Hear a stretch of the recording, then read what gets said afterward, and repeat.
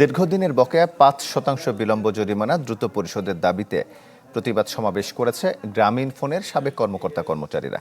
জাতীয় প্রেস ক্লাবের সামনে পালিত হয় এই কর্মসূচি। বক্তারা বলেন, প্রতিষ্ঠানটি দীর্ঘ ১৬ বছর ধরে আইনগত পাওনা থেকে বঞ্চিত করে রেখেছে তাদের। গেল ১৯ মাস ধরে বিভিন্নভাবে দাবি জানানো হলেও কার্যকর কোনো সমাধানের উদ্যোগ নেয়নি গ্রামীণ ফোন। নগদ নিয়ে এলো হার না মানা হার অফার। সর্বনিম্ন ১০,০০০ টাকা রেমিটেন্স নগদে পাঠালে থাকছে স্বর্ণের হার জেতার সুযোগ।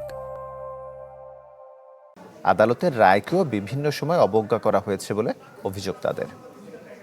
বর্তমান সরকার যে আছে তারা প্রতিশ্রুতি দিয়েছে তারা ধর্মজীবীদের অধিকার নিশ্চিত করবে, তারা আপনাদের জন্য কি করলো? তারা যাতে দ্রুত সমাধানের পথে আসে এবং আমাদের ন্যায্য পাওনা বুঝিয়ে দেয়, এবং যতক্ষণ পর্যন্ত এই ন্যায্য পাওনা আমরা না পাবো, আমরা টোটাল বেনিফিশিয়ারি ৪,৩০০।